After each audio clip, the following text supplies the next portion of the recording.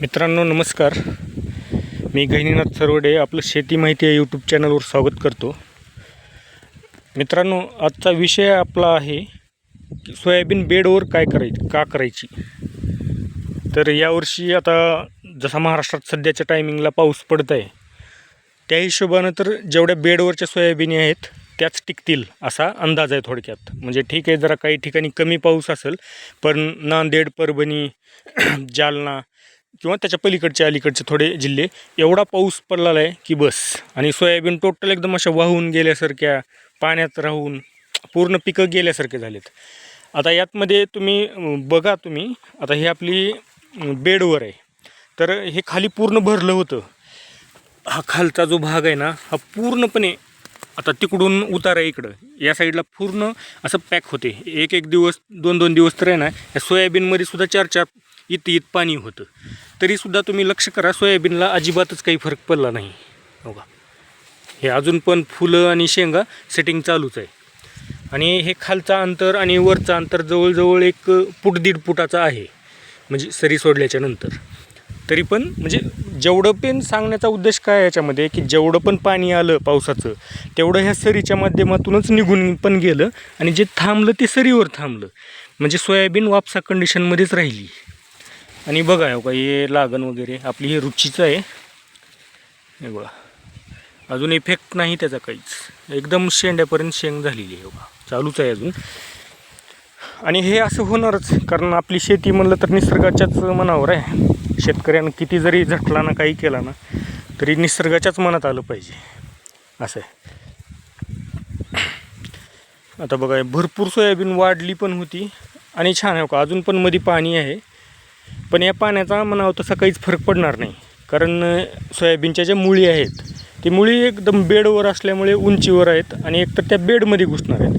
त्याच्यामुळे त्याच्या मुळाला एखाद्या वेळेस थोडंसं पाणी म्हणजे लागलं तर चालते, पण वरच्या पिकाला अजिबातच काही होणार नाही. आता तुम्ही भरपूर व्हिडिओ बघितले असतील, काय कंडिशन झाली आहे. एकदम सोयाबीन असे आडव्या पडून पार ते येऊ शकत नाही. आता अशी कंडिशन आहे.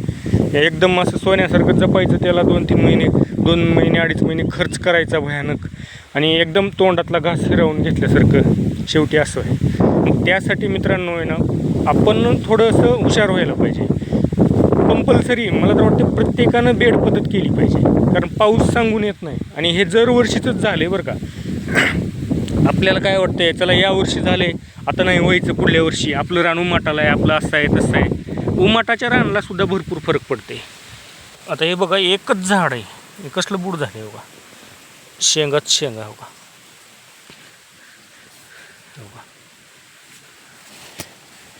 जवळजवळ 200 शेंगा असली. तर मित्रांनो, सांगायचा उद्देश फक्त एवढाच आहे की बाबा, बेडवर सोयाबीन जर केली ना, तर शक्यतो कितीही पाऊस पडू द्या, काही फरक पडत नाही. आणि राहिला विषय, कधी आता कोण काय विचारते माहिती आहे का, आता बेडवर केलो तर समजा आपण पाऊस नाही पडला तर पाणी कसं देणार आहे. आपण त्याच बेडमधून पाणी खालून जरी सोडलो ना, तरी पण ते आरामात भागते माहिती आहे का. कारण आम्ही तसं केलेलं आहे. पाणी द्यायला पण एकदम सोपं आहे. आता बघा, आता हे पाणीमध्ये हो का अजून पण साचून आहे, त्याच्यामुळे सोयाबीन अजून वर फुटायलाच बघायली, थोडी पिवळसर पडलेली आहे. तरी पण ह्याची सेटिंग चांगली झालेली आहे. आणि आता म्हणजे कालच्या रात्रीपासून जरा उघडला आहे पाऊस, नॉर्मल यायला आहे. तरी पण सोयाबीनला असा किंचितही पाण्याचा असा काही प्रभाव पडला नाही. म्हणूनच माझं म्हणणं एवढंच आहे की बाबा, प्रत्येकानं टोकन, आता ठीक आहे टोकन तर करावंच लागते, कारण टोकनमध्येच उत्पन्न आहे जे आपण पारंपरिक करतो ना. अजून पण काही लोकांच्या मनात आहे ना, असं वाटतं की त्यांना ही काय पद्धत आहे असं तसं. पण एक वेळेस करून बघा तुम्ही, नक्की याच्यात भरपूर फायदा आहे. मग आपल्याला काय करायचे, आपल्याला उत्पन्नाशी मतलब ना. आपण मग ते कसंही निघू शेतातून, आपण शेत पडक तर नाही ठेवत. मग झाडाची संख्या कमी झाली काय आणि भरमसाठ पेरलं काय, आपल्याला फक्त उत्पन्नाशी मतलब. जर आपलं उत्पन्न वाढत असेल तर मग ती पद्धत करायला काय हरकत आहे. पण आणि ज्यांचे चवाळाचे रान असतात ना, जिथं पाणी थांबून राहते, तिथं तर हे एक रामबाण उपाय आहे बघा. ठीक आहे मित्रांनो, धन्यवाद. कमेंटमध्ये विचार नक्की सांगा.